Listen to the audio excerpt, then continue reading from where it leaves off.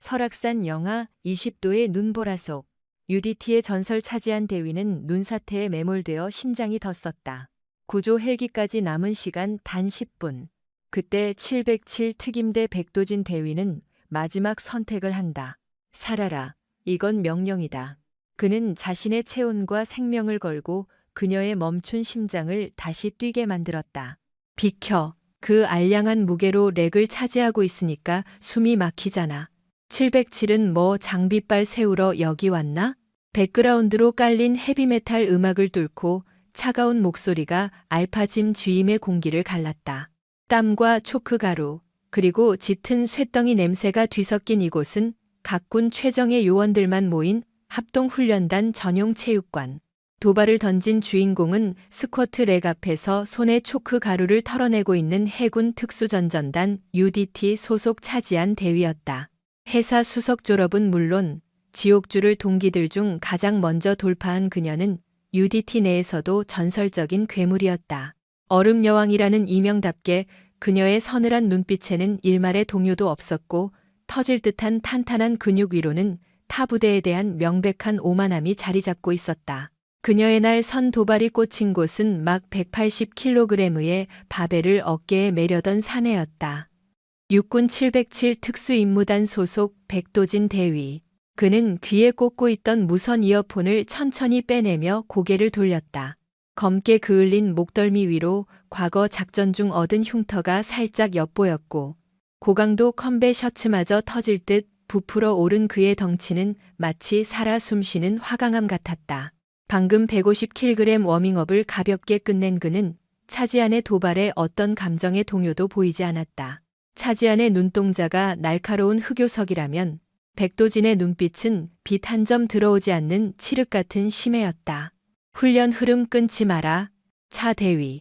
차지안이 이질고 있던 물통을 바닥에 툭 떨어뜨리며 코웃음을 쳤다. 그녀는 방금 160kg 메인 세트를 5회나 완벽한 자세로 쳐낸 참이었다.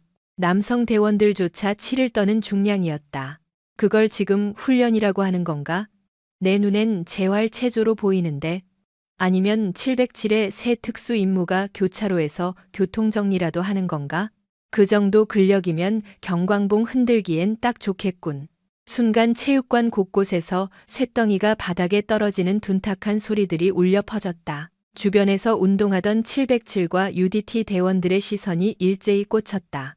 단순한 개인 간의 기싸움이 아니었다. 대한민국 특수전의 양대 산맥인 두 부대의 자존심이 맹렬하게 맞붙는 뇌관이 터진 것이다. 백도진은 목을 가볍게 꺾어 우두둑 소리를 내더니 천천히 돌아섰다. 근력이 특수전의 전부라고 생각하나? 전부는 아니지. 하지만 전제 조건이야. 차지안이 성큼 다가와 그의 어깨에 붙은 707 패치를 손가락으로 툭툭 쳤다. 지방이라곤 찾아볼 수 없는 170cm 이상의 늘씬하고 탄탄한 체격. 그녀에게선 알싸한 민트향과 함께 지독한 살기가 뿜어져 나왔다. 그 전제 조건도 못 갖춘 병력이 최정의 마크를 달고 있는 게 우스워서 그래. 우리 쪽이었으면 진작에 방출됐을 텐데. 방출. 백도진의 안면 근육이 미세하게 굳어졌다. 대테러 임무 중 수류탄 파편을 뒤집어 쓰고도 타깃을 사살해 무쇠라 불렸던 그에게 감히 뱉을 수 없는 모욕이었다. 백도진은 말없이 렉으로 다가갔다. 좋아. 그 잘난 전제 조건의 한계를 구경시켜주지. 그는 180kg 바벨 양 끝에 20kg 원판을 쾅소리 나게 추가했다. 도합 220kg. 쇳소리가 체육관을 쩌렁쩌렁 울렸고 707의 괴력남이라 불리던 오 상사조차 혀를 내두르던 마의 중량 앞에 모두가 침을 꿀꺽 삼켰다. 백도진은 여전히 고요했지만 그의 거대한 프레임 안쪽으로는 맹렬한 투기가 압축되고 있었다. 차지안의 눈매가 날카로워졌다. 220kg은 그녀로서도 상상하기 힘든 사실상 한계치 밖의 영역이었다. 지금 객기 부리는 건가? 객기가 아니라 합당한 징벌이지. 차대위. 백도진의 음성은 낮게 깔렸지만 그 위압감은 바벨의 무게를 능가했다. 조건을 걸지. 내가 이 무게를 통제하면 차대위는 707 전 대원 앞에서 그 알량한 주둥이를 놀린 것에 대해 사과한다. 차지하는 팔짱을 꼬며 냉소를 거두고 사냥감을 문 맹수처럼 살벌하게 웃었다. 재밌군. 당신이 깔려 죽거나 실패하면, 내가 실패하면. 백도진은 잠시 침묵하더니 덧붙였다. 훈련이 끝날 때까지 내 이마에 UDT 패치를 붙이고 생활하마. 707의 자존심을 걸고. 콜. 차지하는 단 1초의 망설임도 없이 받아쳤다. 차지한의 계산상 백도진의 프레임으로는 절대 뽑을 수 없는 중량이었다. 그러나 백도진은 두 눈을 감고 잠시 머릿속으로 시뮬레이션을 돌리더니 리프팅 벨트조차 차지 않은 채 바벨 아래로 파고들었다. 숨막히는 정적 속 그가 승모근에 쇠파이프를 얹고 기립하는 순간 바닥에 고무 매트가 짓눌려 푹 꺼졌다. 흡. 짧은 단전의 파열음과 함께 220kg의 강철이 뽑혀나왔다. 산맥이 거대한 바위를 이고 있는 듯한 굳건함에 차지한의 눈동자가 흔들렸다. 백도진은 천천히 하강했다. 굵은 케이블 같은 목줄기 핏줄이 터질 듯 튀어나왔고 대퇴부가 바닥과 수평을 이룬 순간 그는 용수철처럼 폭발하며 솟아올랐다. 하나. 이미 승부는 끝났다. 하지만 백도진은 바벨을 내려놓지 않고 곧장 두 번째 하강을 시작했다. 둘. 첫 회보다 더 완벽한 통제력이었다. 주변 대원들은 경악을 넘어 기괴함마저 느꼈다. 그리고 모두의 입이 떡 벌어진 순간 그는 세 번째 스쿼트를 시도하더니 최하단 구간에서 무려 3초를 정지하는 압도적인 퍼포먼스를 보인 뒤 거칠게 일어섰다. 셋. 쾅. 바벨이 렉에 꽂히는 소리가 대포 소리처럼 체육관을 때렸다. 온몸의 근육이 비명을 지르고 땀이 비오듯 쏟아졌지만 백도진의 표정은 일상적인 조깅을 끝낸 사람처럼 평온했다. 그는 얼굴이 하얗게 질린 차지안을 쳐다보며 말했다. 구두 사과는 안 받겠다. 거칠어진 숨을 고르며 그가 선고했다. 대신 707의 전술 체계가 UDT보다 우월한 이유를 A사 10장 분량의 수기 보고서로 작성해서 내 책상에 올려둬. 너희 부대의 명예를 걸고. 백도진은 목에 두르고 있던 땀수건을 쓰레기통에 무심하게 던져넣고는 체육관 문을 나섰다. 차지하는 꼼짝도 못한 채 압도적인 폭력성을 과시하고 남겨진 220kg의 쇳덩이와 가루가 되어버린 자신의 오만함을 멍하니 번갈아 볼 뿐이었다. 알파짐에서의 기행은 220kg 챌린지라는 밈이 되어 기지 전체를 들썩이게 만들었다. 콧대 높던 UDT 얼음 여왕이 707의 고요한 괴수에게 짓밟혔다는 썰은 연일 최고의 안쟁거리였다. 그날 이후 차지하는 수치심에 몸을 떠는 대신 자신의 팀원들을 실신 직전까지 몰아붙이며 707을 꺾기 위한 도끼를 뿜어냈다. 빙판을 걷는 듯한 긴장감 속에 합동훈련의 클라이맥스인 혹한기 산악 전술 훈련이 도래했다. 무대는 강원도 설악산 통제구역 악마의 송곳니라 불리는 수직 빙벽지대, 체감온도 영하 20도를 밑도는 살인적인 칼바람이 불고 있었다. 브리핑의 핵심은 시루트 빙벽 직등 돌파. 하지만 브리핑을 듣던 백대위의 안색이 차갑게 굳어졌다. 빙벽을 유심히 관찰하던 백도진이 손을 들었다. 교관님, 시루트는 통제해야 합니다. 어제 급격한 기온 이상 변동으로 얼음 코어에 미세 균열이 발생했고 그 위에 눈이 덮인 상태입니다. 빙벽 내부에서 하중을 견디지 못하는 파열음이 들립니다. 대규모 붕괴 직전의 전조 증상입니다. 교관이 결단을 내리지 못하는 사이 차지한이 카라비너 하나를 백도진의 발밑에 툭 던지며 비웃었다. 파열음? 낭만적이시네. 백대위. 우회로를 타면 40분이나 지연된다고. 707은 산사태 무서워서 작전도 포기하나 보지? 우린 그런 미신 안 키워. 백도진의 눈이 일순간 흉엄하게 번뜩였다. 미신이 아니다. 차 대위. 자연이 보내는 경고다. 겁먹었으면 밑에서 커피나 끓이고 있어. 우린 돌파한다. 시루트 진입. 만류할 새도 없이 차지한과 UDT 대원들은 분노라도 표출하듯 미친 속도로 빙벽을 타기 시작했다. 미친 짓을. 백도진은 이를 악물고 무전기를 들었다. 707 전원, 비루트 우회로로 뛴다. 속도 200, 그리고 구조용 장비 최상단으로 세팅해놔. 백도진의 팀이 방향을 튼 순간 산 전체를 뒤흔드는 끔찍한 굉음이 터졌다. 단순한 눈사태가 아니었다. 깎아지른 절벽 상단의 얼음판 전체가 괴수의 아가리처럼 쩍 갈라지며 무너져 내리고 있었다. 전원 엄폐. 백도진의 고함과 동시에 수백 톤의 백색 사신이 시루트를 집어삼켰다. 그 아수라장 속에서 백도진은 반사적으로 허리춤에서 조명탄을 뽑아 UDT 팀이 마지막으로 목격된 지점을 향해 쏘아 올렸다. 무전기 너머로 차 대위에 찢어지는 비명과 노이즈가 뒤섞이다. 이내 섬뜩한 정적이 찾아왔다. 눈먼 폭풍이 지나간 자리 시퍼렇던 빙벽은 거대한 눈무덤으로 변해 있었다. UDT 전원 매몰. 대원의 절망적인 외침이 울리자마자 백도진은 이미 배낭에서 열화상 드론을 꺼내 들고 있었다. 전원 구조 포메이션으로 전환. 골든타임 10분. 내가 앞장선다. 윤중사, 지휘 통제실의 즉각 응급 구조 헬기 타전해.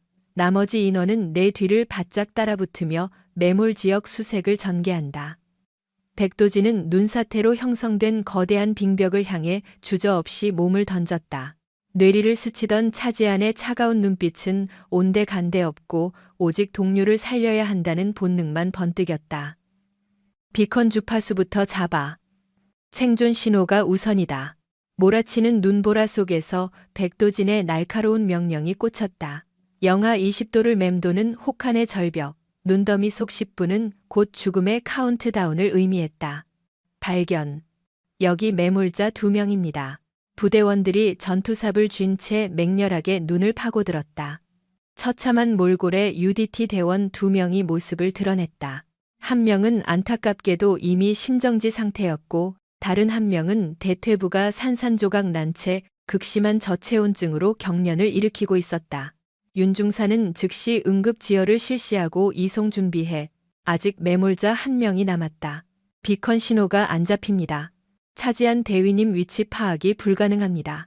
백도진의 가슴이 철렁 내려앉았다. 통신 장비가 파손되었거나 상상 이상으로 깊숙이 매몰되었을 최악의 시나리오. 그는 무작정 파헤치던 작업을 멈춰 세우고 맹금류 같은 눈빛으로 눈사태의 궤적을 훑기 시작했다. 선발대가 발견된 곳은 완만한 평야였으나 대자연의 눈사태는 반드시 사각지대로 먹잇감을 몰아넣기 마련이었다. 저쪽 골짜기다. 백도진이 거대한 기암괴석 아래 형성된 죽음의 구덩이 테레인 트랩을 가리키며 포효했다. 전대원, 저 위치를 집중적으로 파고든다. 대원들이 다시 악착같이 삽질을 시작했다. 1m, 2m 파 내려가도 기미가 보이지 않자 백도진은 거추장스러운 장갑과 삽을 내팽개치고 짐승처럼 맨손으로 빙벽을 핥히기 시작했다. 살점이 찢기고 손톱이 날아가 붉은 피가 눈을 적셨지만 그는 고통조차 잊은 채 미친 듯이 파고들었다. 찾았다. 백도진의 피투성이 손끝에 카본 소재의 전술 헬멧이 닿았다. 차지안이었다. 수톤에 달하는 얼음벽 아래 갇혀 있었으나 기적적으로 생긴 틈새 덕에 앞사는 면한 상태였다. 그러나 바이탈 사인은 절망적이었다. 백도진이 얼어붙은 그녀의 어깨를 꽉 쥐고 눈구덩이 밖으로 끌어올렸다. 그녀의 안색은 이미 산 사람의 것이 아니었다. 밀랍처럼 굳은 피부의 입술은 짙은 보라색으로 변색되었고 초점 잃은 눈동자는 허공을 향해 있었다. 맥박 확인해. 백도진이 다급히 그녀의 경동맥에 손을 짚었지만 끔찍한 정적만이 감돌았다. 뛰지 않습니다. 윤중사가 참담한 표정으로 고개를 저었다. 포기하지 마. 아직 숨붙어 있어. 백도진이 짐승처럼 으르렁거리며 외쳤다. 윤충사, 구조 헬기 ETA 다시 확인해. 백대위님, 악천후로 회항 위기랍니다. 최소 20분, 아니 30분이 걸릴 수도 있습니다. 20분이라니. 백도진은 핏기가 가신 차지안의 이목구비를 멍하니 내려다보았다. 현재 상태로 단 5분이면 돌이킬 수 없는 뇌 손상, 10분이 지나면 생물학적 사망 확정이었다.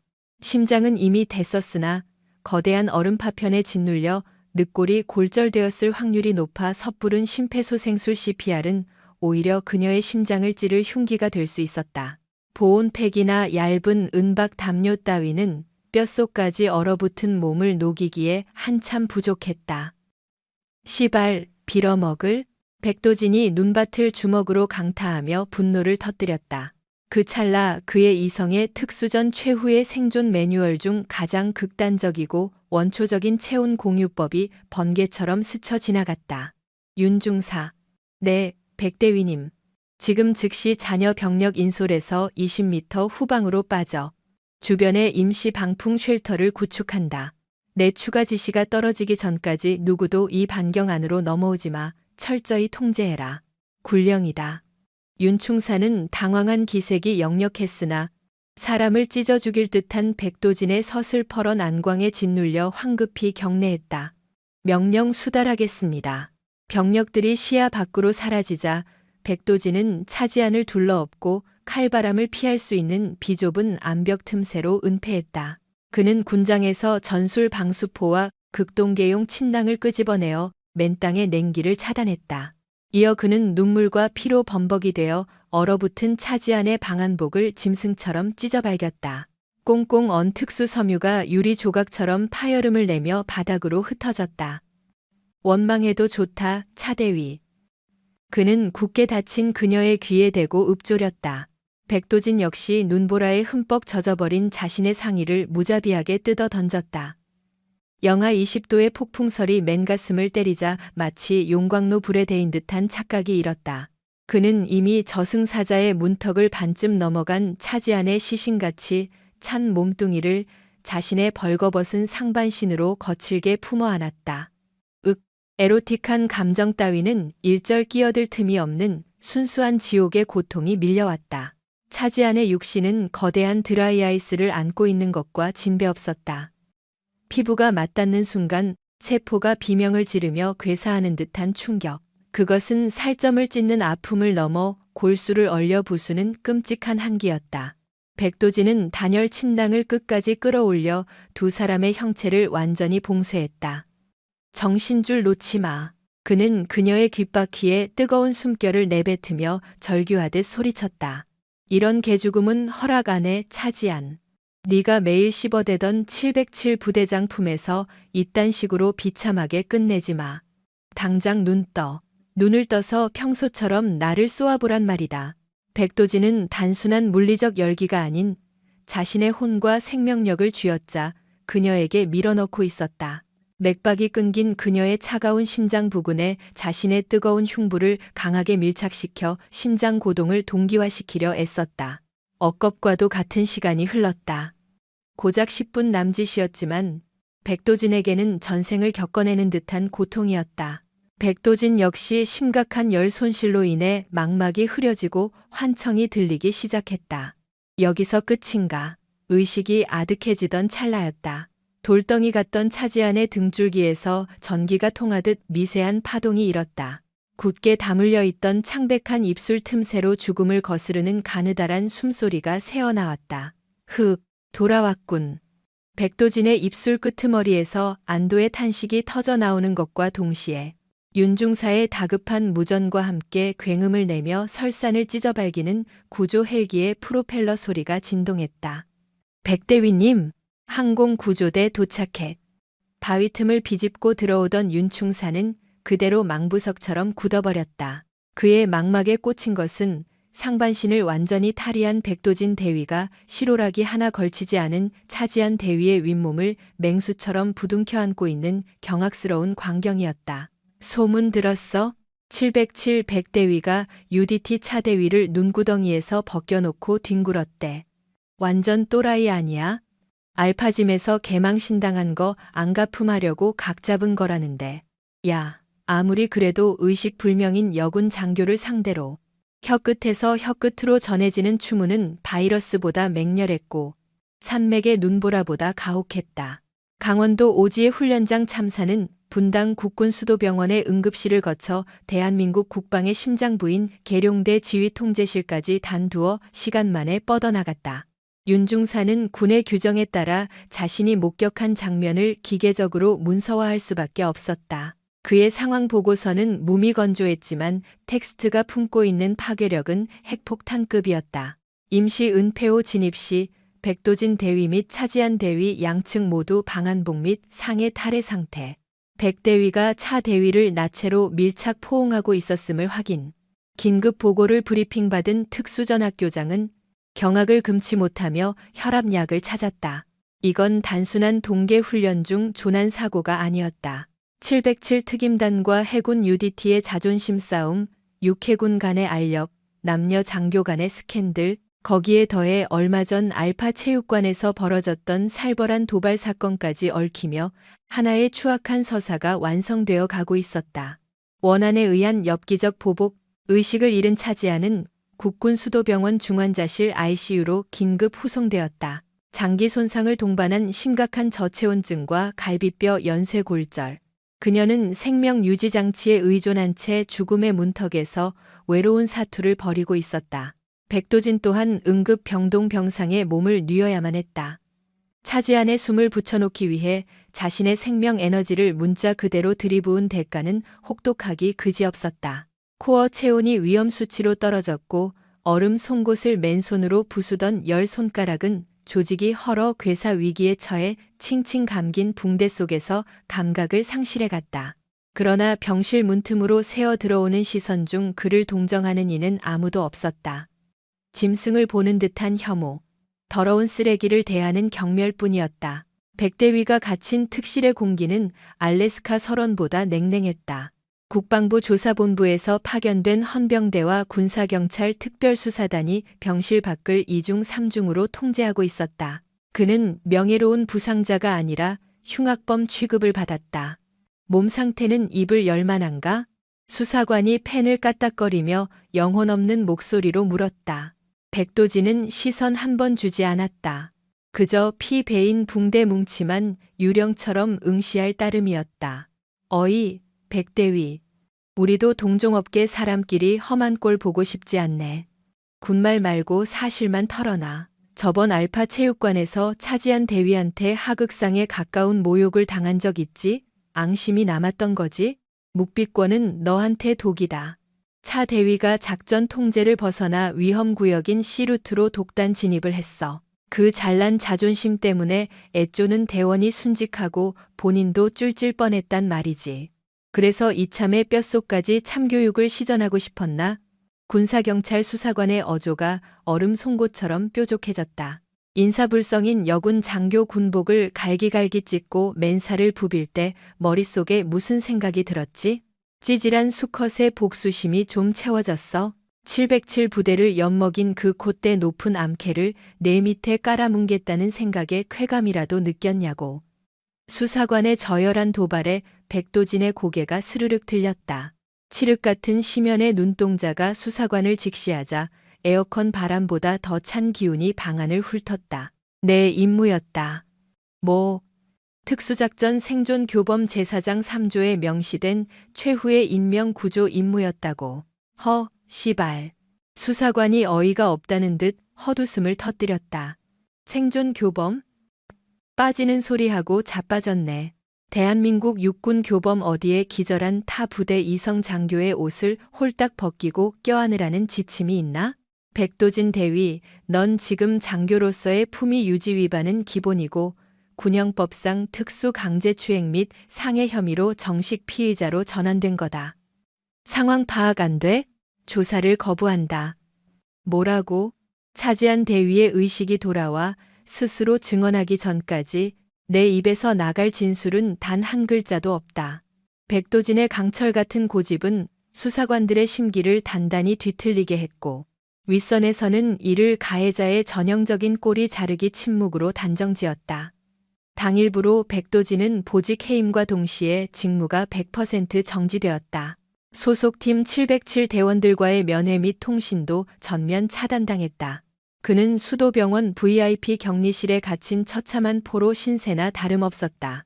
민간 언론에는 엠바고가 걸렸으나 인트라넷 익명 게시판은 군 창설 이래 최악의 색정 스캔들로 폭발 직전이었다.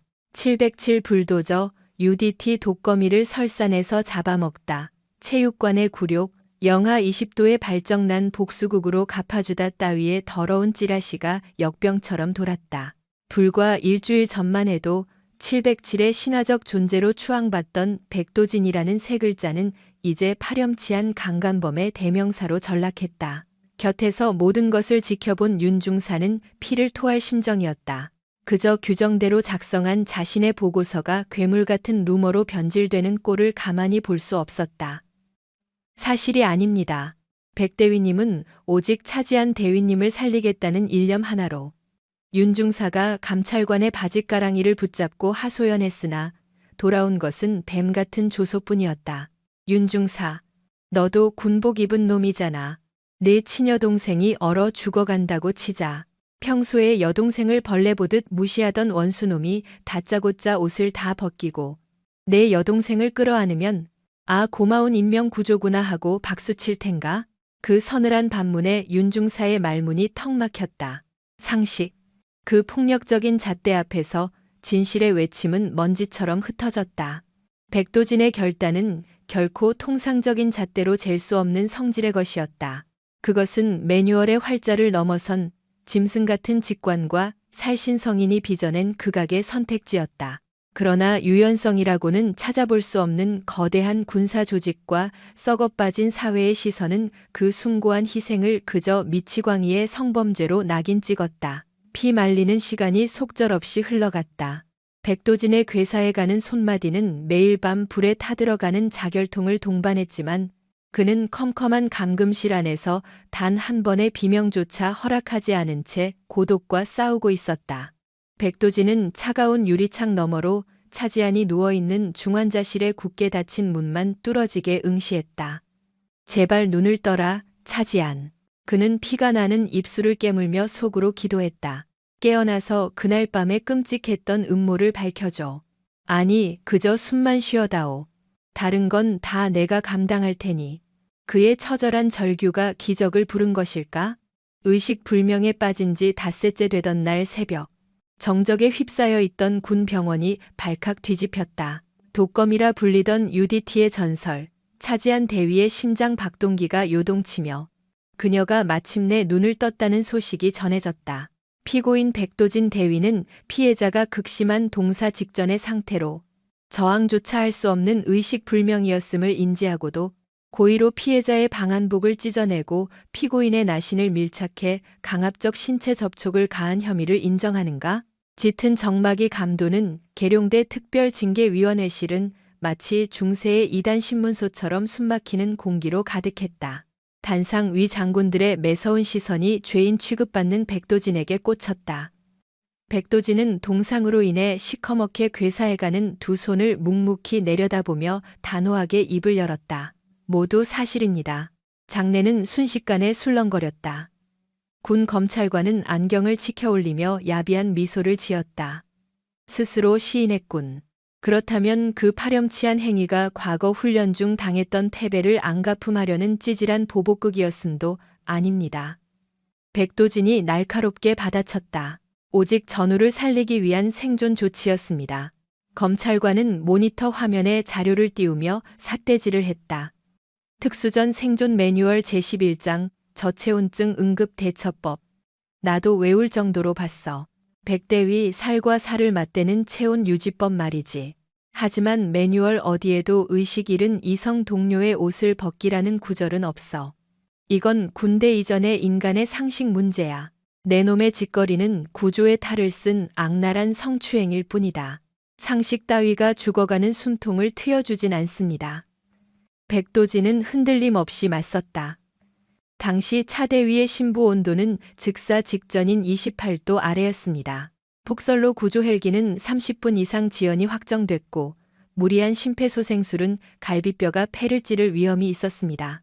보급품인 핫팩은 이미 돌덩이처럼 얼어붙어 무용지물이었습니다. 골든타임은 단 3분. 제가 택할 수 있는 건 매뉴얼 구석에 적힌 최후의 극약 처방뿐이었습니다. 그래서 그 잘난 극약 처방 때문에 차대가 평생 짊어질 치욕은 안중에도 없었단 말이냐? 검찰관이 책상을 내리치며 포효했다. 그녀는 해군 특수전전단의 자존심 그 자체였어. 그런 엘리트 요원이 자신의 앙숙이자 혐오하던 사내에게 맨몸을 유린당했다는 걸 알게 된 심정이 어떨 것 같나? 그 참담함에 차라리 혀를 깨물고 싶을 거다. 넌 그녀의 숨을 붙여놓은 게 아니라 군인으로서의 긍지와 영혼을 처참히 짓밟아버린 살인마야. 백도진의 주먹에 핏대가 섰고 참을 수 없는 모멸감에 어깨가 경련했다. 바로 그 순간이었다. 끼익. 무거운 철문이 마찰음을 내며 열어젖혀졌다. 장내의 모든 고개가 일제히 뒤로 쏠렸다. 링거 폴대가 달린 휠체어. 환자복을 입은 차지한 대위가 간호장교가 미는 휠체어에 의지해 위원회실 중앙으로 들어서고 있었다. 병색이 완연해 햇빛기 하나 없는 창백한 낯빛이었지만 상대를 꿰뚫어 보는 듯한 칠흑 같은 눈빛만큼은 수술실 메스처럼 서늘하게 빛났다. 검찰관은 마침내 때가 왔다는 듯 입술을 비틀어 웃었다. 사건의 당사자가 직접 행차했으니 저 콧대 높은 독거미가 백도진의 역겨운 핑계를 산산조각 내는 건 시간 문제였다. 차지한 대위. 거동이 불편할 텐데 무리한 것 아닌가? 위원장이 무겁게 입을 뗐다.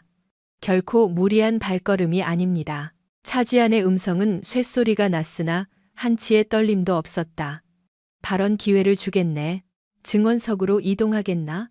그럴 필요 없습니다. 차지한은 휠체어 바퀴를 직접 굴려 검찰관과 백도진의 정중앙에 멈춰섰다. 검찰관님. 오, 차 대위. 묻고 싶은 게 있다면 언제든 환영이지. 아시다시피 우린 차 대위의 억울함을. 검찰관님이 운운하신 그 빌어먹을 상식 말입니다. 차지한이 차갑게 말을 끊었다. 매뉴얼이라는 상식만 믿고 지옥 같은 시루트를 고집한 게 접니다. 산이 무너질 거라는 백도진 대위의 짐승 같은 직감을 미친 소리라 무시했고 결국 내 부하들을 눈사태 속에 수장시켰습니다. 안 그렇습니까? 아, 그건 검찰관의 이마에 식은땀이 맺혔다. 저는 제 알량한 자만심 때문에 무덤을 판 겁니다. 차지한의 눈시울이 붉게 달아올랐다. 그러나 떨어질 듯 맺힌 것은 슬픔의 눈물이 아닌 자신을 향한 지독한 분노의 파편이었다. 저는 눈보라가 몰아치는 빙하 속에서 이미 목숨이 끊어졌던 몸입니다. 피가 얼어붙고 뼈마디가 산산조각 나는 그 끔찍한 해체감을 생생히 기억하니까요. 폐가 쪼그라들고 심장 박동이 완전히 덤어버렸던 그 찰나를 말입니다. 장내는 바늘 떨어지는 소리조차 들리지 않을 만큼 쥐죽은 듯 고요해졌다. 차지하는 바퀴를 돌려 백도진의 앞을 가로막고 섰다. 백도진은 그 어떤 동요도 없는 고요한 호수 같은 눈빛으로 그녀를 응시했다. 변명도, 승자의 우월감도 없는 오직 차지한이라는 인간을 있는 그대로 쳐다보는 묵직한 시선이었다. 영원할 것 같던 칠흑 같은 심연 속에서 갑자기 거대한 불덩이가 저를 덮쳤습니다. 그녀의 입술이 파르르 떨렸다. 처음엔 끔찍한 고문 같았습니다. 시체처럼 굳어버린 제 피부에 시뻘건 화염이 닿아 살가죽이 타들어가는 듯한 착각마저 들었으니까요. 그녀는 환자복 깃을 강하게 움켜쥐었다. 하지만 전 그 강렬한 생명력을 잊지 못합니다. 그것은 치욕스러운 능욕이 결코 아니었습니다. 검찰관님이 성범죄라 모함하는 그 필사적인 접촉이 멈춰버린 제 심장 스위치를 다시 켜주었습니다. 그것은 차지한의 뺨을 타고 혹독한 훈련병 시절 이후 단 한 번도 보인 적 없던 뜨거운 굵은 눈물이 쏟아져 내렸다. 위대한 소생이었습니다. 검찰관은 망치로 머리를 얻어맞은 듯 멍한 표정을 지었다. 차지한은 천천히 고개를 돌려 단상을 우러러 보았다. 위원장님, 저는 이 모욕적인 재판의 피해자 신분으로 나선 게 아닙니다. 백도진 대위의 영웅적인 헌신을 입증할 유일한 생존자로서 이 자리에 섰습니다. 그녀의 시선이 다시 백도진에게 꽂혔다. 백도진 대위, 당신은 지난 연합훈련 때 내 한계를 조롱하며 콧대를 꺾어버렸지. 하지만 이번 죽음의 계곡에서는 당신의 목숨을 갉아내어 내 끊어진 숨을 이어줬어. 그녀는 핏대가 서도록 휠체어 손잡이를 꽉 움켜쥐었다. 마비가 채 풀리지 않아 사시나무처럼 떨리는 두 다리에 체중을 싣고 그녀는 억지로 몸을 일으켜 세웠다. 누구에게도 고개 숙인 적 없던 UDT의 독재자 차지한 대위가 자신을 지옥에서 건져 올린 707특임대의 늑대 백도진 대위를 향해 각 잡힌 자세로 가장 거룩한 거수 경례를 올렸다. 저를 다시 태어나게 해주셔서 진심으로 감사합니다. 백도진 대위님. 숨막히게 짓누르던 징계위원회실의 편견과 조롱은 그녀의 단단한 경례 구호 한 방에 완전히 쓸려 내려갔다. 축하하네, 백대위. 무혐의 처분을 받았더군. 군복을 벗어야 하는 처지가 된 건 유감이지만 재판장을 나선 지 3일째 되던 아침, 백도진은 체념한 표정으로 관물대를 비우고 있었다. 차지안의 목숨 건 변호 덕분에 법적인 누명은 벗었으나 계급 사회의 생리는 잔혹했다. 별을 단 수뇌부들은 이 자극적인 스캔들이 언론에 노출되는 것을 극도로 꺼렸다. 남성 장교가 여성 장교의 나체를 품고 체온을 나눴다니. 윗선에선 이를 전우회가 아닌 심각한 군기문란 사건으로 축소 덮기에 급급했다. 결국 백도진은 작전 지휘 책임을 뒤집어쓰고 반강제적인 전역 원서를 써야 했다. 차지안의 운명도 가혹했다. 잘못된 루트 설정으로 팀원들을 희생시킨 대가를 물어 수뇌부는 그녀를 한직으로 좌천시키거나 군복을 벗게 만들 작정이었다. 목숨은 건졌으되 평생을 바친 군대라는 요람에서 두 사람은 가차없이 버려진 셈이었다. 백도진 대위가 먼지 묻은 베레모를 덮을팩에 쑤셔넣고 지퍼를 닫으려는 찰나 신원 미상의 요원들이 BOQ 문을 거칠게 열고 들어왔다. 새까만 수트 차림의 그들은 소속을 알리는 그 어떤 표식도 달고 있지 않았다. 조용히 저희를 따라와 주시죠. 그들이 내민 서류는 공식 차출 명령서가 아닌 협조 요청서에 불과했지만 살기가 감도는 요원들의 태도는 선택의 여지를 주지 않았다. 안대가 벗겨지고 백도진이 마주한 공간은 익숙한 군부대가 아니었다. 과천 외곽의 폐쇄된 터널을 지나 진입한 위성 지도조차 지워진 지하 6층의 비밀 벙커, 국군 방첩사령부 직속의 은밀한 안가였다. 밀실 내부엔 쇳덩이 같은 철제 테이블과 의자만이 덩그러니 놓여 있었다. 그리고 어둠이 짙게 깔린 반대편에 한 사내가 다리를 꼬고 앉아 있었다.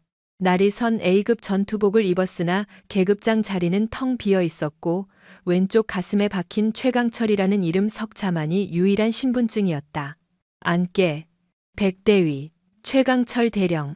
군 최상층부조차 그 실체를 두려워한다는 방첩사 내 비선 조직 흑호의 총책임자였다. 차를 대접할 여유는 없으니 바로 본론으로 들어가지.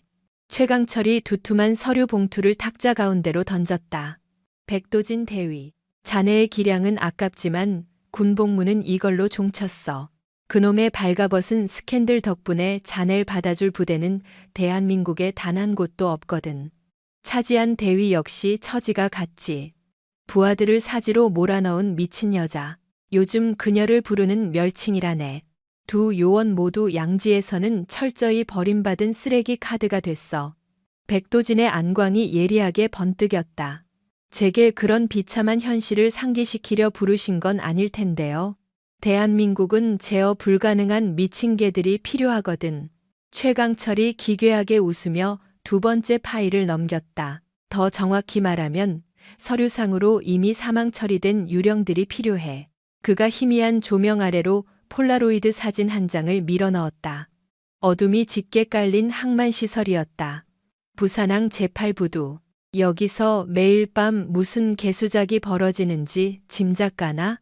1급 기밀에 해당하는 군용 무기 부품들이 폐자재로 둔갑해 밀항선을 타고 있어. 적성국으로 넘어가는지 테러 조직으로 흘러가는지 경로조차 파악 불가야. 최강철은 피 묻은 군번줄과 함께 다른 사진 한 장을 더 꺼냈다. 국군정보사령부 권민재 소령. 놈들의 조직에 위장 잠입시킨 우리 측 두더지였는데 3주 전부터 생사가 묘연해. 박쥐짓을 하다가 정체가 탄로 났거나 아니면 아예 검은 돈에 매수당해 변절했거나 둘 중 하나겠지. 백도진이 팔짱을 끼며 반문했다. 타격이 필요하다면 기존의 707이나 UDT 정예팀을 쓰시면 될 텐데요. 최강철이 한심하다는 듯 혀를 찼다. 백대위 아직도 군대가 정의롭다고 믿나? 밀수출 조직의 뒷배는 내 짐작을 아득히 뛰어넘어. 계룡대에 썩어 빠진 별들부터 심지어 내 구역인 방첩사 수뇌부까지 빨대가 꽂혀 있지. 정규 작전 인가가 떨어지는 즉시 정보가 새어나가 권민재는 토막 시체가 될 테고 부두의 증거들은 먼지처럼 사라질 거다. 그는 탐욕스러운 눈으로 백도진을 훑어보았다. 하지만 너희 배신자 꼬리표를 단 놈들은 예외지. 이미 호적에서 파인 골칫덩어리들 아닌가. 백대위, 넌 지휘 계통과 매뉴얼을 짓밟고서라도 목표를 달성해냈어. 난 바로 그 통제 불능의 독단성과 무자비한 추진력이 탐나는 거야. 최강철이 턱짓으로 굳게 닫힌 철문을 가리켰다. 잠금 장치가 풀리며 사복 요원들의 감시 속에 차지안이 방 안으로 들어섰다. 아직 기력을 다 회복하지 못해 입술이 파랗게 질려 있었지만 눈빛만큼은 도끼를 품고 있었다. 그녀 역시 영문도 모른 채 짐짝처럼 끌려온 터라. 백도진을 발견하고 흠칫했으나 이내 감정을 억누르고 포커페이스를 유지했다. 최강철이 음흉하게 미소 지었다. 차 대위, 넌 바닥으로 추락하는 와중에도 알량한 자존심 따윈 개나 줘버리고 본질을 꿰뚫어보는 판단을 내렸어. 그 지독한 생존 본능과 냉혹함이 내겐 완벽한 무기지. 그는 먹잇감을 노리는 매처럼 두 사람을 짭짭했다.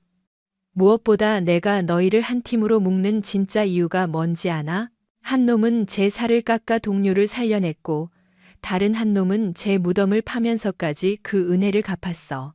피비린내. 나는 전장터에서 서로에게 등을 맡길 수 있는 짐승들. 세상 천지에 너희 둘만큼 소름 끼치도록 완벽한 신뢰관계는 존재하지 않거든. 최강철이 무거운 표정으로 자리에서 일어났다. 이 방을 나서는 순간 너희 둘은 치욕스러운 불명의 저녁을 맞이하게 된다.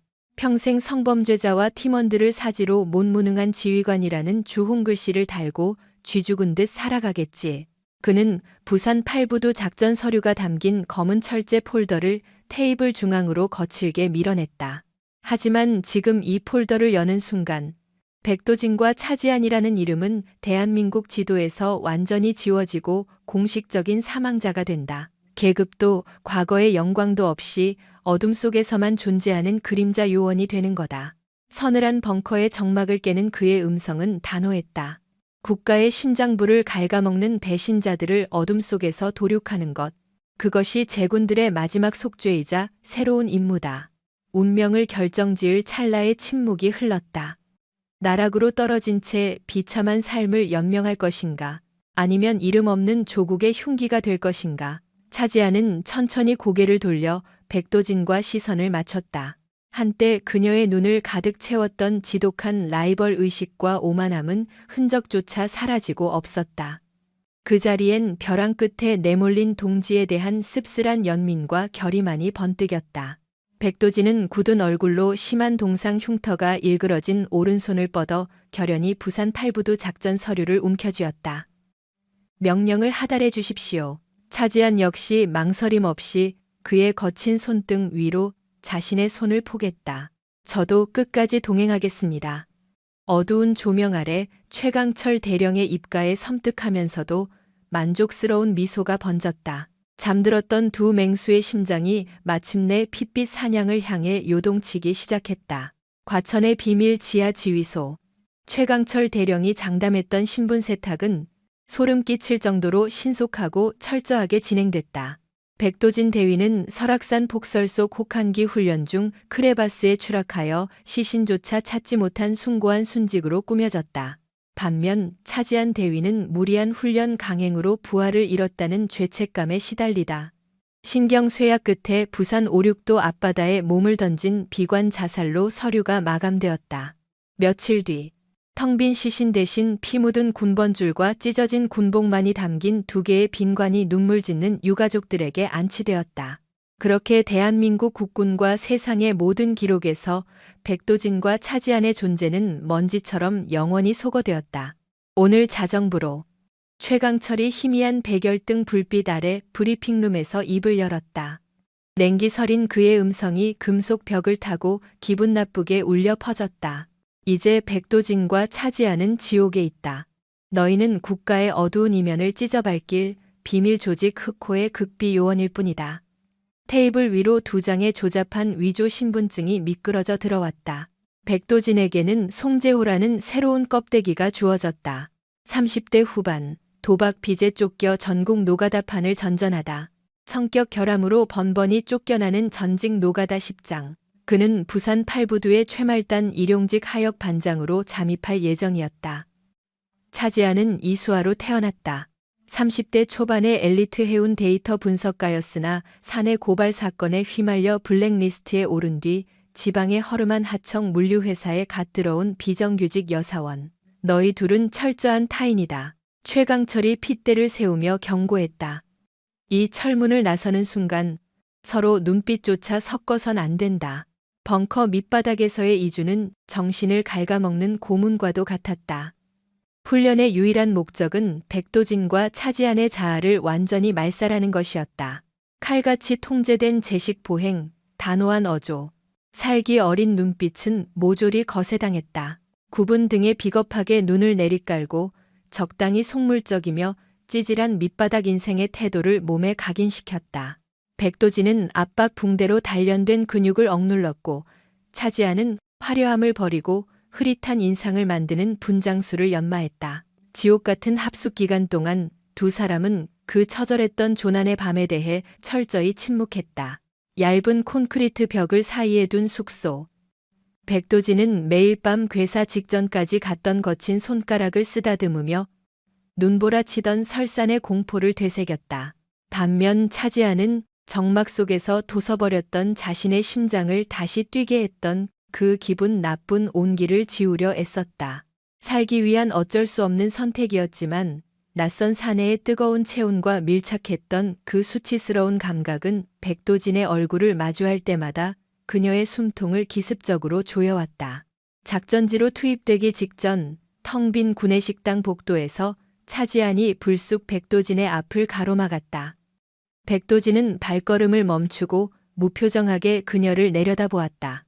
이수아라는 가짜 신분에 잡아먹힌 듯 평소에 맹수 같던 안광은 간대없고 신경질적이고 초조한 패배자의 얼굴을 하고 있던 그녀였다. 그러나 지금 그를 노려보는 눈동자만큼은 예전의 도끼 품은 차지안으로 완벽히 돌아와 있었다. 대체 군사 재판에서 왜 입을 다물었던 거야? 그녀가 날카롭게 쏘아붙였다. 내가 그 타이밍에 눈을 뜨지 않았다면 넌 강간 미수범으로 영창에서 썩어야 했어. 왜 알량한 변명조차 하지 않았냐고?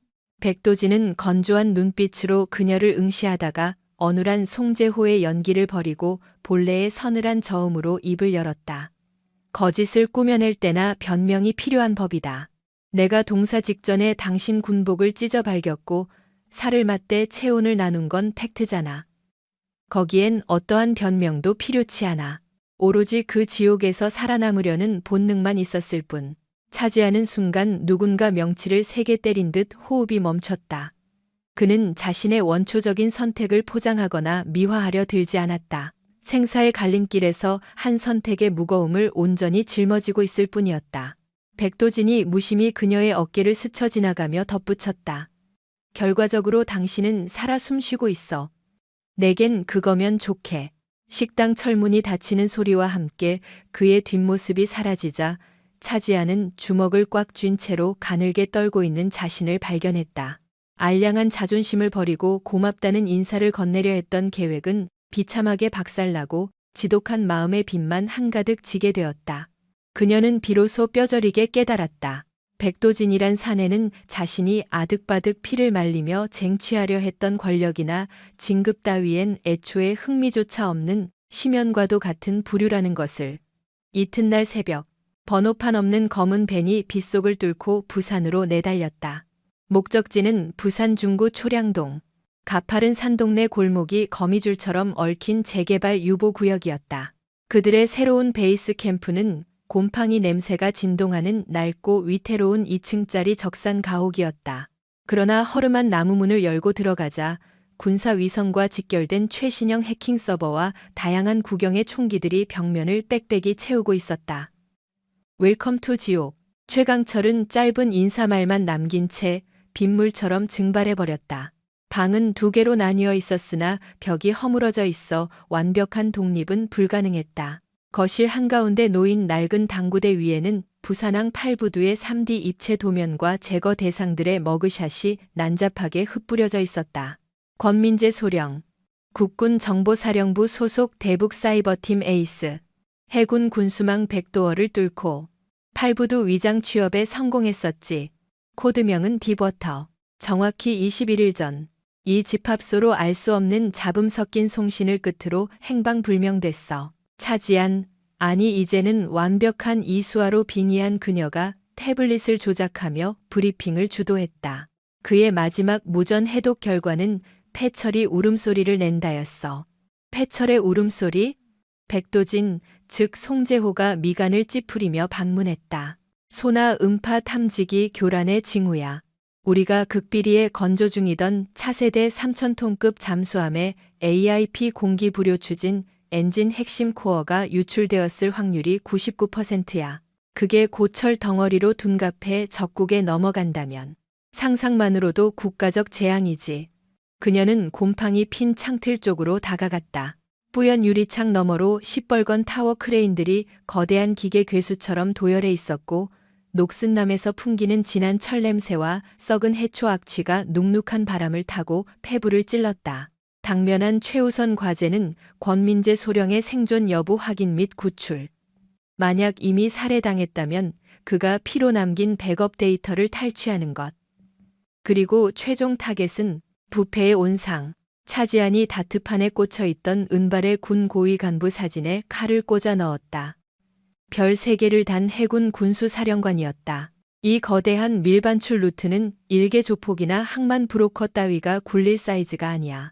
군 지휘부가 대놓고 뒤를 봐주는 커넥션이지. 우리는 그 썩은 머리통을 잘라내야 해. 권민재는 그 꼬리를 밟으려다 사냥당한 게 틀림없어. 두 사람은 무거운 침묵 속에서 서로의 눈동자를 응시했다. 과거 혹독한 특수훈련에서 서로의 목을 조르려 안달났던 엘리트 장교들의 자존심 대결은 흔적조차 남지 않았다. 오직 이 더러운 진창 속에서 살아남아 임무를 완수해야만 하는 처절한 유령들의 연대감만이 피어오르고 있었다. 디데이 내일 오전 6시. 백도진이 땀과 기름때가 전 작업복 상의를 걸치며 선언했다. 노가다꾼 송재호가 8부두 지옥밭으로 출격한다.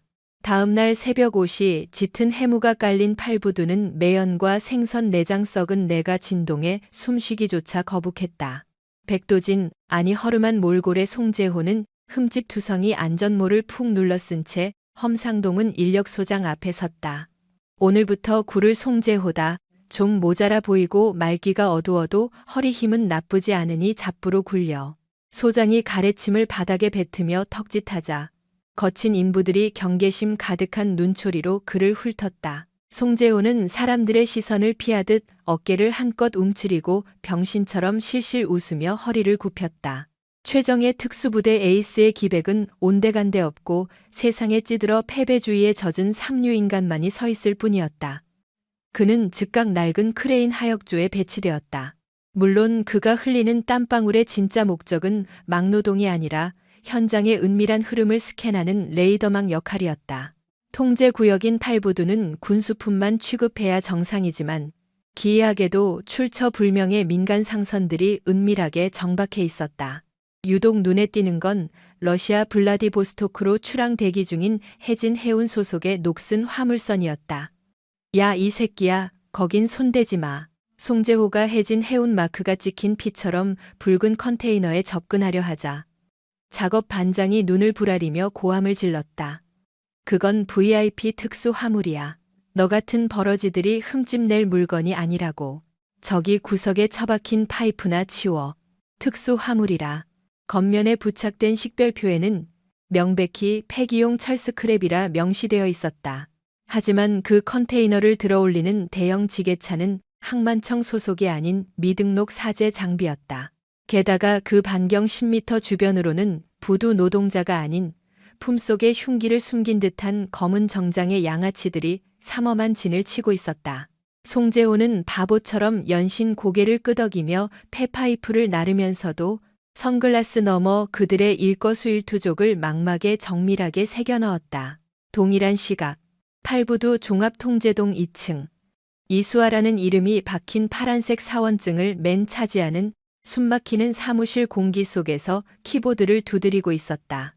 그녀의 진정한 타겟은 해진 해운의 위장 물류 흐름을 역추적하는 것. 어이, 이수아 씨. 믹스 커피 2잔만 진하게 타와. 배불뚝이 과장이 머그컵을 책상 위로 거칠게 미끄러뜨렸다. 과거 해군 특수전전단의 마녀로 불리던 차지아는 온데간데 없이 갓 입사한 비정규직의 어리바리한 표정으로 어깨를 움찔하며 자리에서 튕겨 일어났다. 아, 넵, 당장 대령하겠습니다. 그녀는 종종 걸음으로 탕비실을 향하다가 감시 카메라의 사각지대인 메인 서버실 환풍구 앞을 스쳐 지나갔다. 찰나의 순간 그녀의 소매 틈에서 빠져나온 초소형 해킹 USB가 서버 허브에 정확히 꽂혔다. 아지트의 메인 프레임과 실시간으로 연동되어 팔부두의 전체 반출입 데이터를 통째로 복제하는 맹독성 스파이웨어였다. 능청스럽게 커피 배달을 마친 그녀는 다시 구석자리에 틀어박혀 빼낸 데이터를 샅샅이 뒤지기 시작했다. 빙고. 마우스 휠을 굴리던 그녀의 눈동자에 섬뜩한 빛이 스쳤다. 타겟은 해진 해운 명의로 등록된 붉은색 고철 컨테이너들.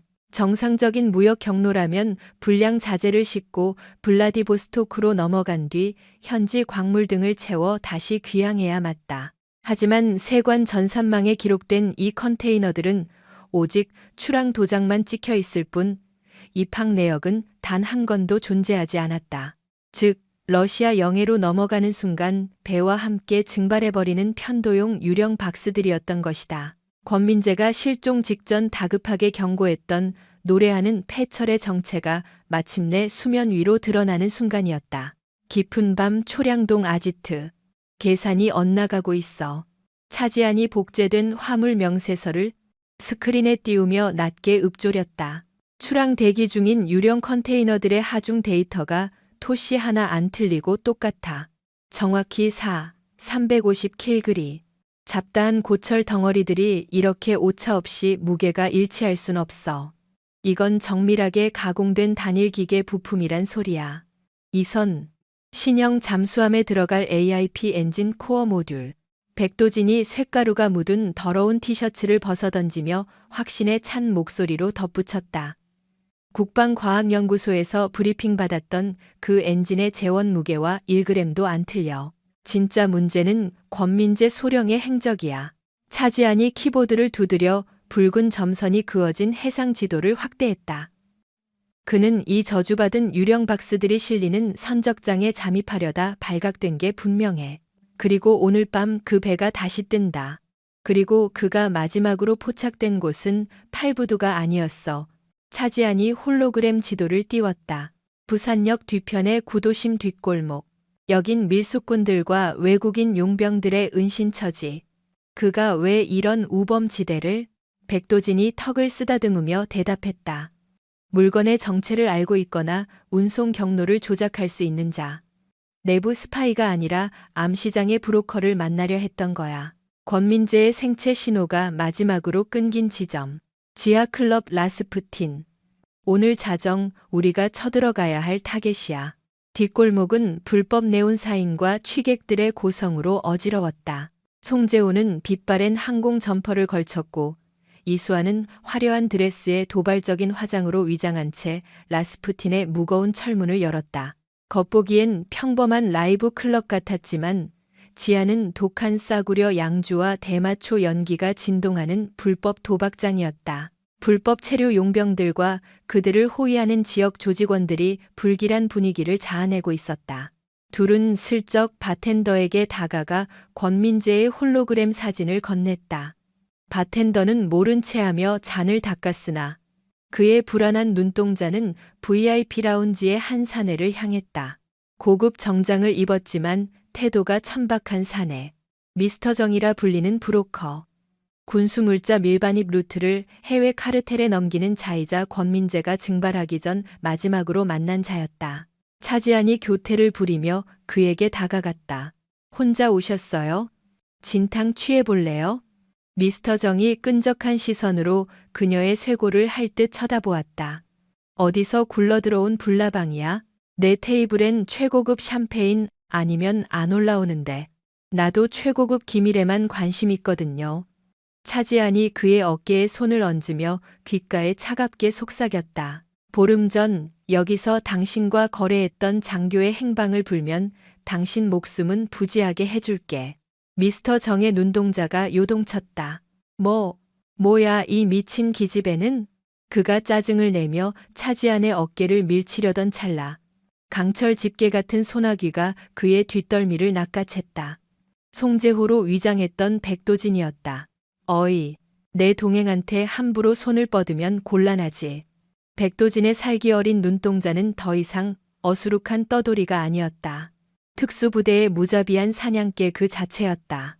이 벌레 같은 놈들은 뭐야? 미스터 정이 비명을 지르자 라운지 주변의 경호원 7명이 일제히 품에서 잭나이프를 꺼냈다.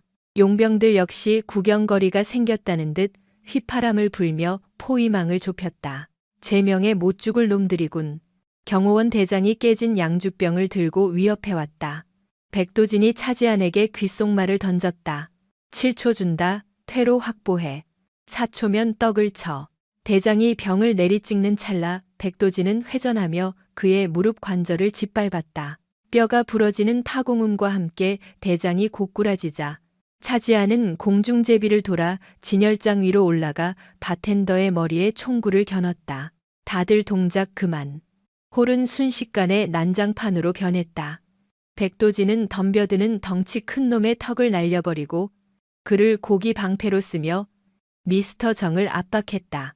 해군 특수전전단의 실전 무술을 마스터한 차지안은 바텐더를 기절시킨 뒤 얼음통을 집어던져 돌진하는 용병들의 안면을 박살냈다. 정규군다운 깔끔한 타격이 아니었다. 오직 살기 위해 짐승처럼 물어뜯는 뒷골목의 난투극이었다. 백도진은 미스터 정의 넥타이를 틀어쥐고 기둥에 강하게 쳐박았다. 권민재, 지금 어디에 숨겨뒀어? 커헉. 내가 어떻게 알아. 인내심 테스트하지 마라. 백도진이 미스터 정의 새끼손가락을 뒤로 확 꺾어버리자 그가 돼지 멱다는 비명을 토해냈다. 불개. 다 말할게. 그 장교놈이 선을 넘었어. 대륙해운의 고사장 덫에 걸렸다고. 고사장 고동식, 항구 암시장 라인의 찐 실세야. 그놈이 장교를 납치했어. 지금쯤이면 바다 밑바닥에서 부패하고 있을걸. 그 찰나 클럽의 비상구가 박살나며 자동소총으로 무장한 검은 슈트 무리가 들이닥쳤다. 대륙해운의 척살조였다. 젠장. 벗어난다. 백도진은 미스터 정을 방패막이로 밀쳐버리고 차지안의 허리를 감싸 안았다. 두 사람은 화려한 스테인드 글라스 창문을 몸으로 깨부수고 뛰어내렸다. 파장창. 소나기처럼 쏟아지는 총탄을 뒤로 한 채 두 요원은 무법천지의 거리를 빠져나가 짙은 안개 속으로 자취를 감췄다. 폐공장을 개조한 아지트. 백도진은 메스로 어깨에 박힌 총알 파편을 파내며 독주를 부어 소독했다. 차지안은 땀에 젖은 전투복을 정비하며 도청 중인 해경 통신망을 브리핑했다. 어젯밤의 소동은 지역 갱단 간의 마약 이권 다툼으로 은폐 처리됐어. 우리 흔적은 먼지 한 톨 안 남았고. 고동식, 차지안이 스크린에 붉은 흉터가 있는 남자의 얼굴을 띄웠다. 북한 정찰총국 출신. 암살조로 활동하다 숙청을 피해 블라디보스토크를 거쳐 밀항했지. 표면적으로는 대륙 해운의 바지 사장. 진짜 정체는 동북아를 아우르는 불법 생화학 무기 유통망의 보스야. 권민재는 그 악마의 소굴에 떨어졌군. 백도진의 안광에 짙은 살기가 서렸다. 미스터 정이 분명히 경고했어. 벌써 바다에 가라앉았을 거라고. 생존 가능성은 절망적이야. 백도진은 상처를 지혈하던 압박 붕대를 꽉 묶었다. 절망적인 거지 끝난 건 아니잖아. 아니 송재호 팀장. 차지안이 그의 앞을 가로막았다. 우리의 최우선 목표는 권민재의 생환이 아니야. 장부 탈취지. 그가 숨을 쉬고 있더라도 그를 빼내려다 꼬리가 밟히면 국가적인 재앙이 닥칠 거라고. 과거 백두대간 비밀 작전 때와는 입장이 완전히 뒤바뀌어 있었다. 그땐 차지안이 공명심에 눈이 멀어 무리수를 두었고 백도진이 만류했다. 하지만 지금은 차지안이 기계처럼 원칙을 내세웠고 백도진이 피 끓는 인간애를 주장하고 있었다. 전우를 사지로 밀어넣고 편히 잠드는 대장은 없다. 백도진이 낮게 으르렁거렸다. 그는 우리 소속이 아니야. 우리는 대장도 군인도 아닌 이름 없는 그림자일 뿐이야. 동정심은 사치라고 세뇌받았잖아. 그렇다면 그 눈보라 속에서 날 버려뒀어야지. 백도진이 그녀의 눈을 피하지 않고 받아쳤다. 매뉴얼대로라면 난 널 눈더미에 유기했어야 맞지.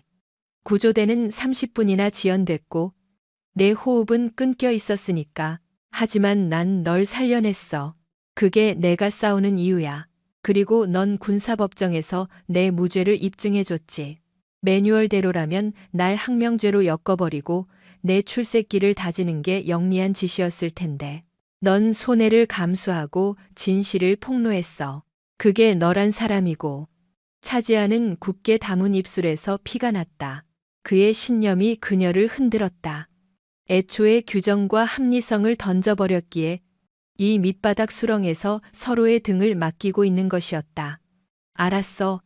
작전을 변경한다. 단, 지휘는 내가 해. 차지안이 결의를 다지며 터미널에 접속했다. 그녀의 타이핑이 허공을 갈랐다. 고동식이 권민재의 숨을 끊지 않았다면 목적은 자명해. 자백. 그가 훔쳐낸 국방부의 1급 암호 코드를 토해내게 만들려는 속셈이지. 보안이 완벽한 신문실이 필요했을 거야. 그녀는 대륙 해운의 페이퍼 컴퍼니들까지 모조리 털기 시작했다.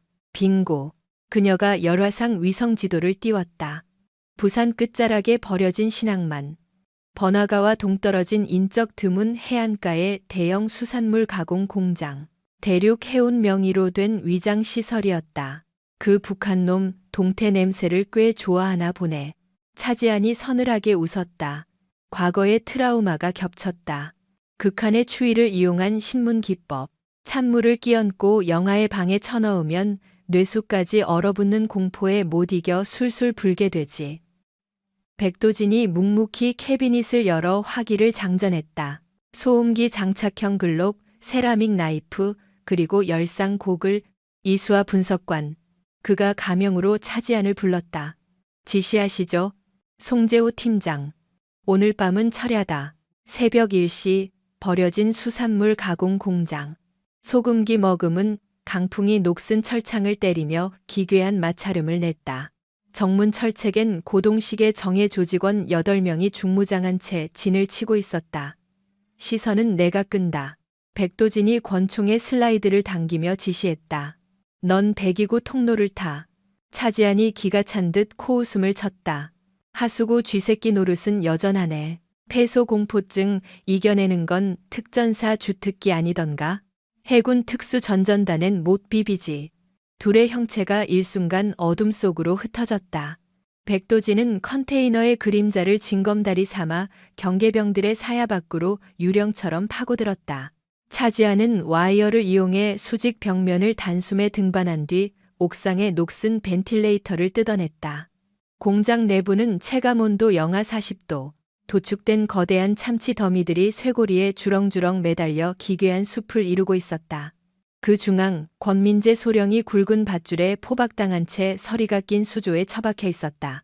호흡은 미약했고 피부 곳곳이 찢겨나가 처참한 상태였다. 바랄라로 간다. 그가 헛소리를 내뱉었다. 아가리 닥치라. 거대한 체구의 사내가 권소령의 정수리에 액체 질소를 섞은 냉수를 들이부었다. 고동식이었다. 얼굴 반쪽을 일그러뜨린 화상 흉터. 사리로 번뜩이는 뱀의 눈.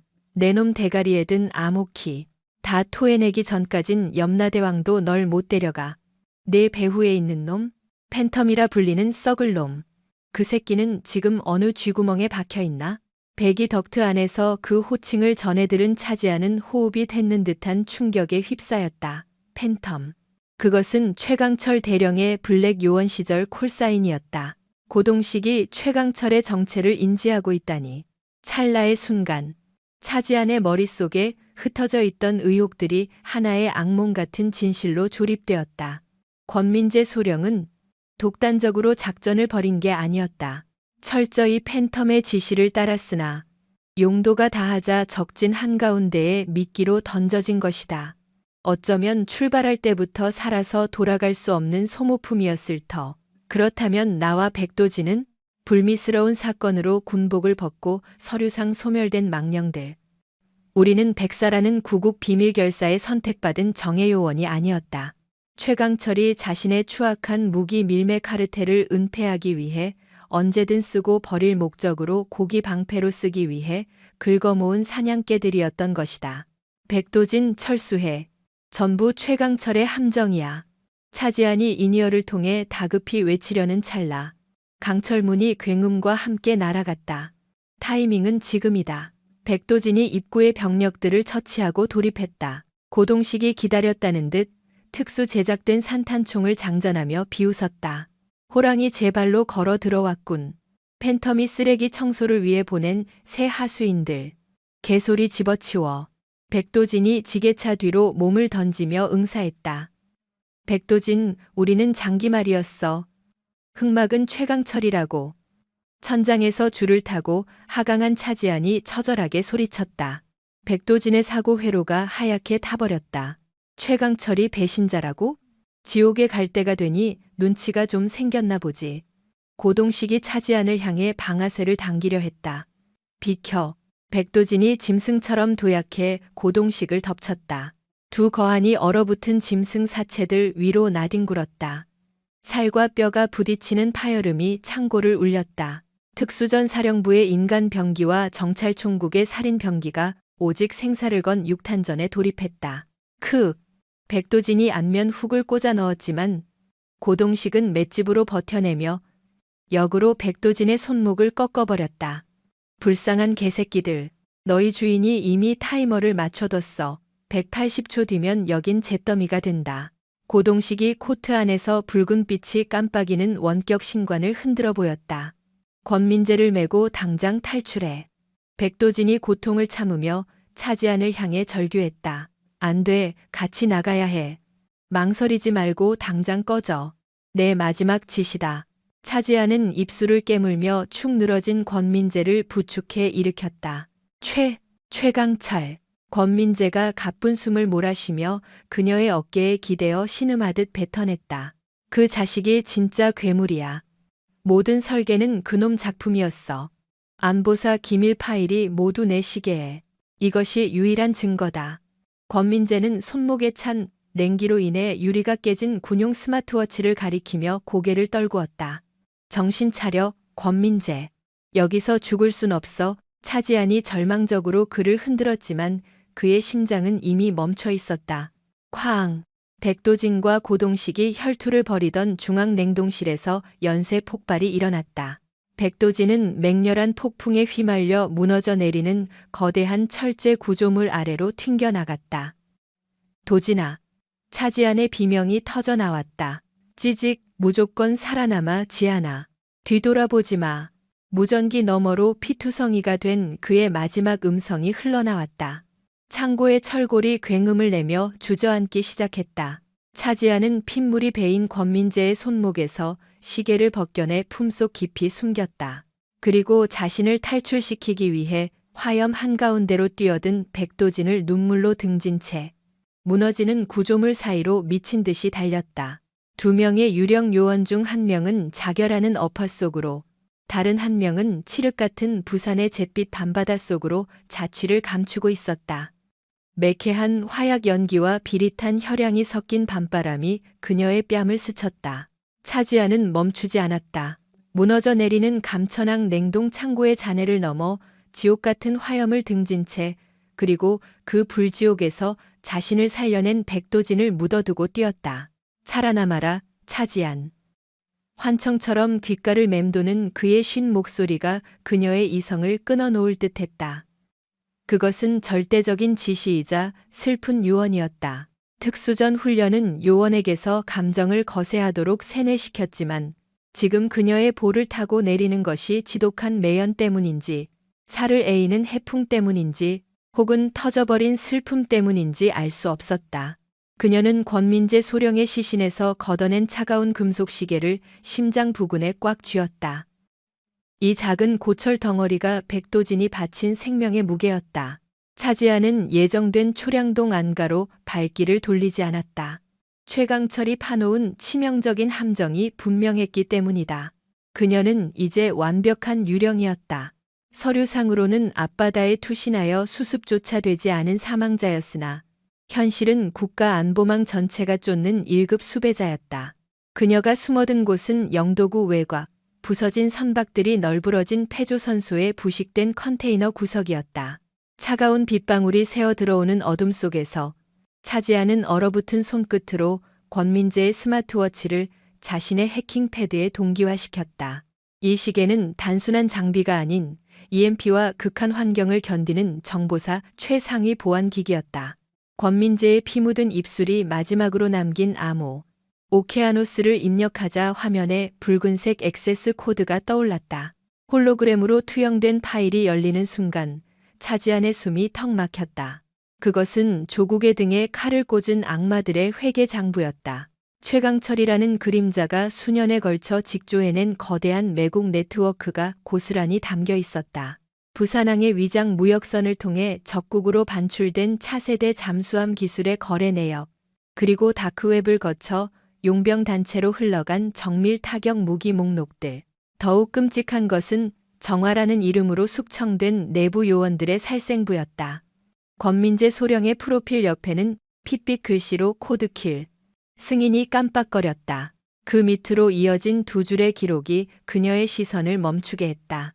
백도진, 707 특임대, 차지안, UDT, 상태, 작전상 불가피한 부수적 피해 요망, 프로젝트 흑호 투입 후 김한용 소모성 자산으로 분류, 항구 작전 종료 시 고동식과 엮어 폭사 처리할 것, 소모성 자산, 차지안의 입술이 파르르 떨리다 못해 지식여져 핏방울이 맺혔다.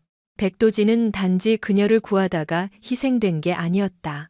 최강철은 애초에 가장 거슬리는 걸림돌들을 한 곳에 몰아넣고 완전히 청소할 계획이었다. 그들은 처음부터 체스판 위에 버려진 말들에 불과했던 것이다. 지독한 배신감이 차디찬 서리처럼 그녀의 심장을 절함했다. 과거 UDT에서 불리던 혹한의 여신이 깨어났지만 그건 한때의 자만심 넘치던 엘리트 장교가 아니었다. 칠흑 같은 원한을 품고 저승에서 기어 올라온 처절한 악귀였다. 차지하는 데이터를 암호화 칩에 복사했다. 그러나 이 판도라의 상자를 누구에게 넘긴단 말인가? 정보사령부는 이미 최강철의 사유지가 된 지 오래고 국방부 통신망은 그의 프락치들이 쳐놓은 거미줄에 둘러싸여 있었다. 언론에 터뜨린다 해도 유령의 폭로는 흔한 딥페이크나 삼류 음모론으로 격화될 게 뻔했다. 최강철의 숨통을 끊으려면 쥐새끼처럼 숨는 대신 가장 눈부신 조명 아래로 뛰어들어야 했다. 육해공군 지휘부의 총본산인 계룡대. 모레 열리는 대통령 주관 특별안보대책회의. 최강철 대령은 그곳에서 거짓 영웅 행세를 하며 브리핑을 할 예정이었다. 그곳으로 들어가는 것은 명백한 죽음을 의미했다. 대한민국 최고의 군사 요새인 계룡대의 신분증 없는 망자가 발을 들이는 즉시 경비대의 조준 사격이 그녀를 벌집으로 만들 것이다. 백도진, 차지하는 핏빛 녹이 쓴 컨테이너 벽에 기대어 낮게 읊조렸다. 특수훈련에서 혼자 250킬기짜리 장비를 끌고 갈 때 넌 미친놈 같았고 야간 생존 훈련 때 체온을 나눈답시고 끌어안았을 땐 뺨을 치고 싶었지. 하지만 넌 그냥 빌어먹게 순수한 참군인이었어. 그녀는 권민재의 시계를 해체해 메인보드만 자신의 전투조끼 안쪽에 단단히 꿰맸다. 네가 산산조각 나며 지켜낸 이 목숨 허무하게 던지지 않아. 네가 끝내지 못한 임무 내가 전부 부숴버리고 완성할게. 조금만 기다려 다 쓸어버리고 곧 따라갈 테니까. 차지하는 탄창을 확인하며 폭풍우가 몰아치는 바깥으로 걸음을 내디뎠다. 버려진 유령의 단독 처형 작전이 막을 올렸다. 이틀 후 충남 계룡대 제1정문. 서늘한 가을비가 먹구름을 뚫고 내리는 이른 아침. VIP 의전 차량을 비롯해 국방부 장관과 합참의장 등 군 수뇌부의 검은 방탄 세단들이 줄지어 바리케이드를 통과하고 있었다. 중무장한 군사경찰 특임대 SDT가 소총을 든 채 주변을 삼엄하게 스캔했다. 최강철 대령 역시 방탄차 뒷좌석에 앉아 느긋하게 정문을 지났다. 한치의 구김도 없는 정복 차림의 그는 태블릿을 열어 자신이 직접 브리핑할 가상의 내부 스파이 색출 보고서를 점검하고 있었다. 부산항의 폐기 작업은 흠잡을 데 없이 끝났다. 고동식과 권민재는 화염 속에 증발했고 성가셨던 두 유령 요원도 뼛가루조차 남지 않았다. 판은 완벽히 그의 설계대로 돌아가고 있었다. 대령의 탑승 차량이 본청 앞 진입로로 방향을 튼 바로 그 찰나였다. 쾅! 정문에서 불과 200m 떨어진 서쪽 외곽 초소 방향에서 섬광탄과 고농축 연막탄이 동시다발적으로 터지며 순식간에 시야를 완전히 차단했다. 날카로운 사이렌이 요동치고 본청 경비 병력과 SDT 대원들이 무전을 치며 발빠르게 외곽으로 흩어졌다. 작정하고 만든 완벽한 공백. 최강철은 차가 정차하자 짜증 섞인 한숨을 쉬었다. VIP 행사 날에 빌어먹을 대테러 훈련이라니. 그 찰나의 정적을 찍고 차량 지붕에서 둔탁한 충격음이 울렸다. 쿵! 이어서 조수석 도어가 뜯겨나가듯 거칠게 열렸다. 최강철의 동공이 생전 처음으로 공포에 질려 확장됐다. 빗물과 진흙기 범벅된 머리카락, 도끼 품은 눈빛, 지옥에 있어야 할 이수아. 아니, 차지하니 소음기가 장착된 권총을 그의 미간에 바짝 들이대고 있었다. 손가락 하나라도 까딱하면 골이 터질 거다. 최강철이 덜덜 떨리는 입술로 중얼거렸다. 내년이 어떻게 살아서. 백도진이 자기 몸을 숫덩이로 만들며 10분을 벌어줬거든. 차지한의 목소리는 차가운 비수 그 자체였다. 기사한테 차 돌리라고 해. VIP들이 모인 대회의실 앞까지 조용히 에스코트 하시지. 상황 파악이 안 되나 보군. 최강철이 억지 웃음을 지으며 평정을 가장했다. 네가 방아쇠를 당기는 순간 저격수들이 널 고깃덩어리로 만들 거다. 여긴 내 구역이야. 누가 아니래? 차지한이 입꼬리를 비틀며 전술조끼 지퍼를 내렸다. 그 안에는 군용 고폭탄 시사와 함께 심박수 연동 기폭 장치가 거미줄처럼 얽혀 있었다. 네가 허튼 수작을 부리거나 내 심장이 닿는 순간 반경 10m는 핏빛 불꽃놀이가 될 거다. 난 잃을 게 없는 망령이거든. 최강철. 그녀가 방아쇠에 힘을 주려던 찰나 차지한의 시선이 최강철의 어깨 너머 100m에 꽂힌 채 그대로 얼어붙었다. 그녀의 동공이 극도의 충격으로 요동쳤다. 짙은 연막탄 사이로 방검복을 입은 특임대원들을 맨손으로 집어던지며 돌파해오는 거대한 형체가 있었다. 총기조차 들지 않고 그저 괴수 같은 힘과 돌진력으로 방어선을 박살내며 이쪽으로 쇄도하고 있었다. 안면의 절반이 시뻘건 화상으로 짓무르고 방탄복은 잿더미가 되어 너덜거렸지만 특유의 무게중심과 짐승 같은 눈빛, 그 미친 듯한 압도감은 한 사람뿐이었다. 백도진. 차지한의 목소리가 갈라졌다. 괴물 같은 사내가 살아 숨쉬고 있었다. 미친 새끼. 최강철의 얼굴이 하얗게 질렸다. 고동식과 함께 흔적도 없이 타버렸어야 할 백도진이 핏빛 아기처럼 자신들을 향해 돌진해 오고 있었다. 백도진은 냉동 창고 폭발 직전 초인적인 힘으로 이중 단열벽을 부수고 영하의 바다로 몸을 던져 기적적으로 생존했던 것이다. 그는 차지한이 홀로 적의 심장부로 뛰어들 것을 예감하고 뼈가 으스러진 몸을 이끌고 이곳까지 추격해온 것이었다. 차지한, 멈춰. 백도진이 짐승처럼 포효했다. 그의 시야에 차지한의 몸에 감긴 폭탄이 들어왔다. 그놈이 아니야. 최강철은 허수아비일 뿐이. 백도진의 다급한 외침은 차가운 금소금에 묻혔다. 푸추. 발싸움은 차지한의 총구에서 나온 게 아니었다. 최강철의 반격도 아니었다. 뜻밖에도 총알은 운전석 쪽에서 날아왔다. 지금까지 숨소리조차 내지 않고 전방만 주시하던 최강철의 수행운전병. 그가 무표정한 얼굴로 뒤를 돌아보며 특수소음 권총의 방아쇠를 당긴 것이다. 백도진의 쇄골 아래에서 검붉은 피가 허공으로 흩뿌려졌다. 그는 비틀거리며 피를 토하면서도 믿기지 않는다는 듯 운전병과 최강철을 번갈아 보더니 쿵 하고 무릎을 꿇었다. 차지하는 벼락을 맞은 듯 머릿속이 새하얘졌다. 그때 최강철이 비열한 조소를 흘렸다. 군대 물을 먹더니 대가리가 굳었군. 내가 진짜 그림자 본체라고 믿었나? 그가 고개를 돌려 운전대를 잡은 사내를 향해 턱짓했다. 백미러에 비친 남자는 계급장조차 달지 않은 앳된 얼굴의 민간인이었다. 그가 손에 쥔 것은 국방부 내부에서만 쓰는 특수 암호화 제머였다. 소개하지. 이분이 수년간 우릴 지휘한 진짜 그림자다. 나는 그저 쇼윈도에 세워둔 화려한 마네킹에 불과했지. 진짜 그림자. 운전병으로 위장해 상황을 관망하던 남자가 차지안을 향해 나직이 웃었다.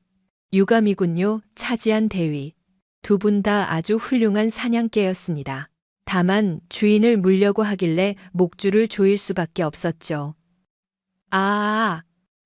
차지안은 다시 무너져 내리는 백도진의 피투성이 몸뚱이를 보며 짐승처럼 절규했다.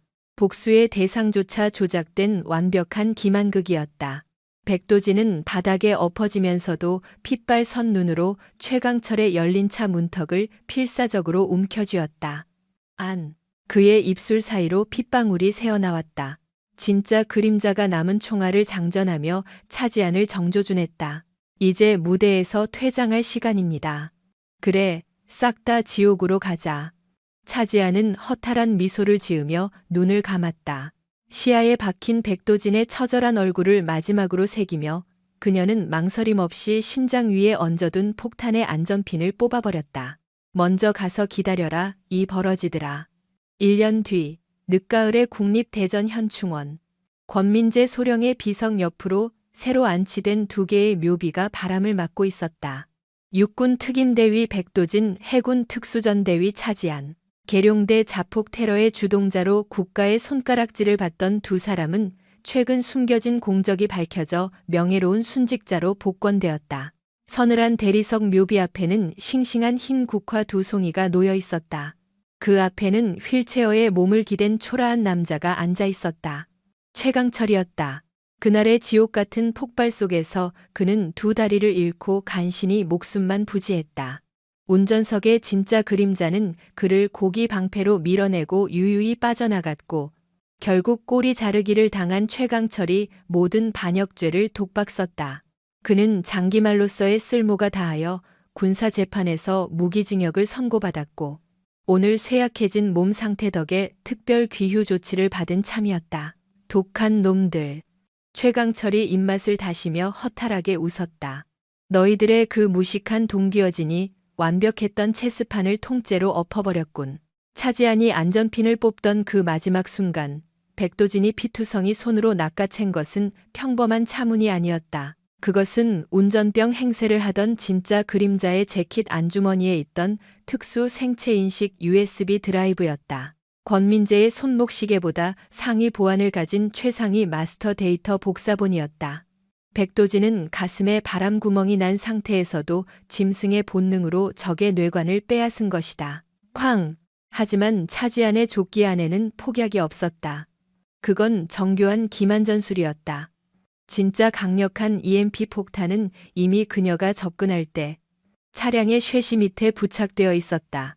그녀가 누른 것은 기폭 버튼이 아니라 백도진이 훔쳐낸 데이터의 송신을 교란하는 EMP 폭발 스위치였다.